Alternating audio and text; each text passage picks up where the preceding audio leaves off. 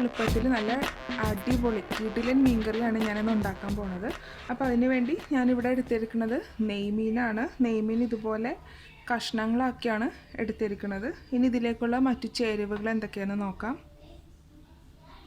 ഒരു സവാള എടുത്തിട്ടുണ്ട്, ഇതുപോലെ നീളത്തിൽ അരിഞ്ഞത്. പിന്നെ 2 പച്ചമുളക് ഇതുപോലെ നടുവേ കീറിയത്, ആവശ്യത്തിന് കറിവേപ്പില, ഒരു കഷ്ണം ഇഞ്ചി ചെറുതായി അരിഞ്ഞത്.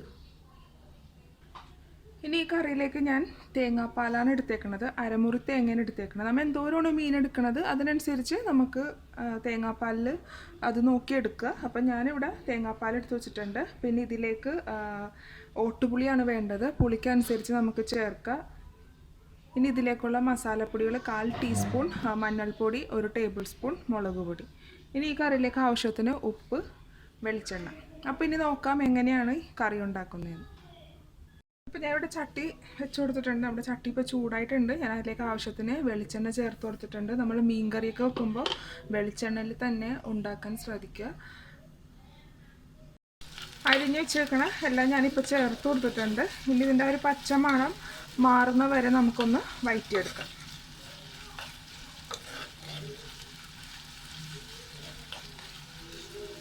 ഇതിൻ്റെ പച്ചമണമൊക്കെ മാറിയിട്ടുണ്ട്. ഇനി നമുക്ക് ഇതിലേക്ക് മസാലപ്പൊടികൾ ചേർത്ത് കൊടുക്കാം.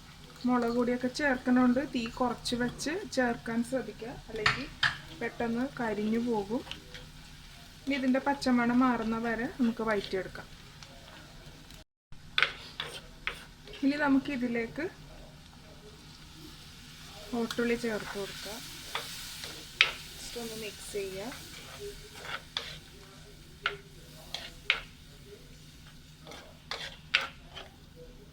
ഇപ്പം എണ്ണയെല്ലാം നല്ലപോലെ തെളിഞ്ഞു വന്നിട്ടുണ്ട്. ഈ സമയത്ത് നമുക്ക് എടുത്ത് വെച്ചേക്കുന്ന തേങ്ങാപ്പാൽ ചേർത്ത് കൊടുക്കാം.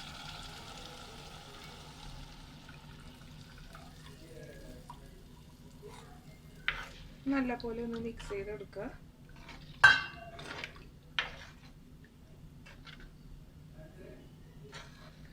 ഇനി ഈ സമയത്ത് നമുക്ക് ആവശ്യത്തിന് ഉപ്പ് ചേർത്ത് കൊടുക്കുക.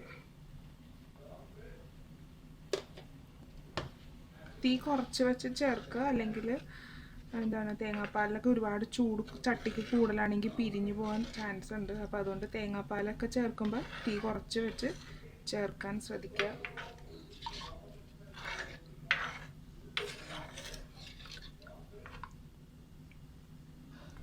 ഇപ്പം നമുക്ക് കാണാൻ പറ്റും ചെറിയൊരു ചെറിയ തിള വരുമ്പോഴാണ് ഇവിടെ ഇങ്ങനെ കളറ് കാണുന്നത്. ഈ സമയത്ത് നമുക്ക് മീൻ ചേർത്ത് കൊടുക്കാം. ചെറിയ തിള വരുമ്പോൾ തന്നെ നമുക്ക് മീൻ ചേർത്ത് കൊടുക്കുക. ഇത് പിരിഞ്ഞു പോകാതെ നോക്കണം. ചൂട് കൂടുതലാണെങ്കിൽ പെട്ടെന്ന് പിരിഞ്ഞു പോകും.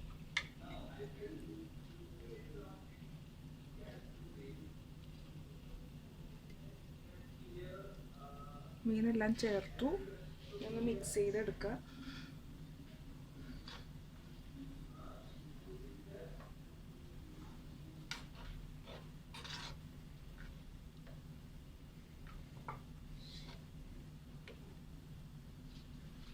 മിക്സ് ചെയ്തെല്ലാം വെച്ചിട്ടുണ്ട്. ഇനി നമുക്കൊന്ന് അടച്ചു വെക്കാം. അടച്ചു വെച്ചൊന്ന് വേവിക്കാം. മീൻ കറി തിളച്ചോന്ന് നോക്കാം.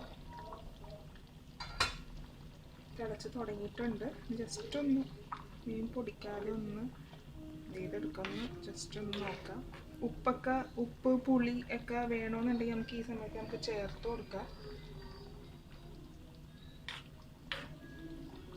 ഞാൻ ജസ്റ്റ് ഉപ്പൊന്ന് നോക്കിക്കോട്ടെ.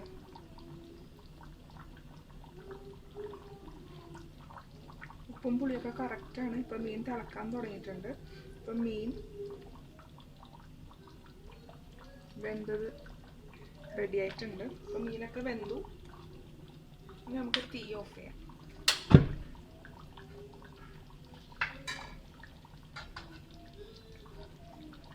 തേങ്ങാപ്പാലിട്ട് വെച്ച നമ്മുടെ നെയ്മീൻ കറി ഇവിടെ റെഡി ആയിട്ടുണ്ട്. അപ്പോൾ ഇതിലേക്കുള്ള എരിവ്, പുളി, ഉപ്പ് ഇതെല്ലാം നിങ്ങളുടേതായ രീതിയിൽ മാറ്റങ്ങൾ വരുത്തുക.